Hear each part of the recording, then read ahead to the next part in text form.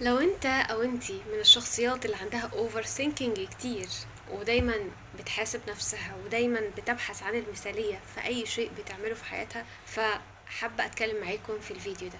البحث دايما عن الذات المثالية او ان الانسان يوصل لدرجة من درجات انه يبقى بيرفكت في كل حاجة، ده مش موجود في الحياة.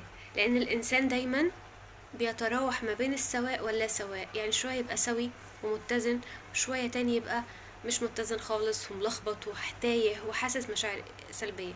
دي من طبيعة الإنسان في الأرض. وفكرة إنك تبطل جلد ذات أو تفكر أو تبطل اوفر ثينكينج بشكل كبير، هي محتاجة منك رحلة، وهذه الرحلة تتطلب تقبل لكل تقلبات هذه الرحلة. تتطلب منك انك انت تحاول تكون رحيم بنفسك شوية، يعني تحط الحاجات في حجمها الطبيعي، ما تكبرش حاجة فوق ما هي صغيرة، ولا تصغر حاجة، هي ادي الحاجة حجمها. فلما تواجه نفسك او تسامح نفسك او تحاول تتناقش مع الأصوات الكتيرة اللي في بالك عشان تصفي الحسابات كده، وتوصل لمرحلة انك قادر تركز، قادر تشوف نفسك في حقيقتها. لان الانسان تبع نظرية من نظريات علم النفس 3 اجزاء: جزء اسمه الذات المدركة او الذات الواقعية اللي هو الانسان فعلا عليها دلوقتي، وجزء التاني الذات الاجتماعية اللي الناس شايفينك بيها، وذات تالتة وهي الذات المثالية اللي الانسان دايما بيطمح انه يروح عشانها، ودايما طول الوقت بيحاول يسعى انه يحقق هذه الذات المثالية. فكل ما الانسان كان عنده صراعات ما بين ال3 ذوات دول، كل ما بقى في حياته اضطراب نفسي اكتر، عدم سواء نفسي، او ممكن نقول عليه بعيد عن الصحة النفسية. هو ما عندوش صحة نفسية لو كان عنده الصراعات دي كتيرة، او عنده تفاوت ومسافات ما بين كل ذات والتانية. يعني ايه؟ يعني الناس شايفاه بطريقة عكس اللي شايفها عن نفسه، سواء كان بالإيجاب أو بالسلب. قد يكون شايف نفسه مثلا شخص تحفة وعنده كده غرور ممكن نسميها، والناس شايفينه انت لا، على فكرة انت مدي نفسك اكبر من حجمك. اوكي؟ او ان العكس، انت شايف نفسك قليل قوي والناس شايفينك حاجة كبيرة قوي، فانت في تفاوت ما بين نظرة الناس ليك ونظرتك لنفسك. فهنا يحصل الخلل، يحصل الاضطراب، يحصل عدم وجود الصحة النفسية.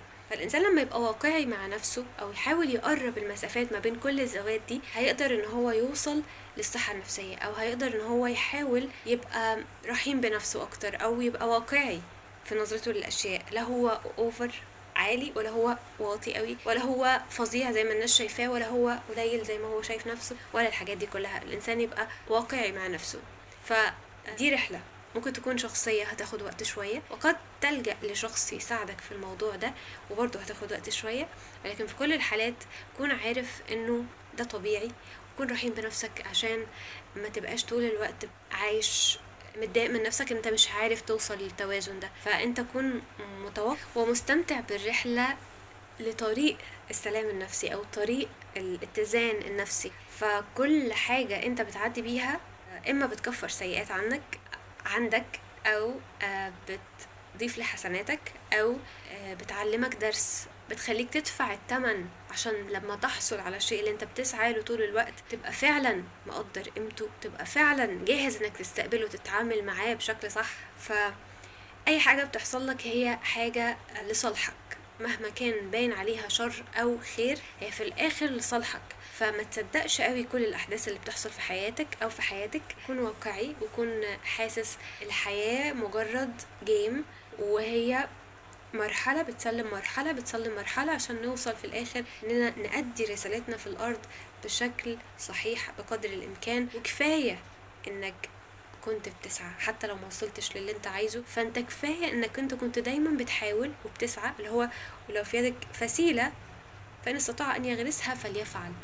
فمش الهدف ان احنا نوصل لمكان معين، الهدف ان احنا طول الوقت نسعى لاننا نرضي ربنا، وان احنا نحاول نحسن من نفسنا لأفضل صورة ممكنة يرضى عننا فيها ربنا، ونكون احنا كمان حاسين ان احنا فعلا بنعمل اللي ربنا طلبه مننا، فنكون راضيين عن نفسنا.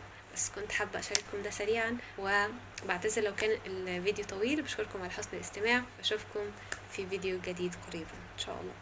إلى اللقاء.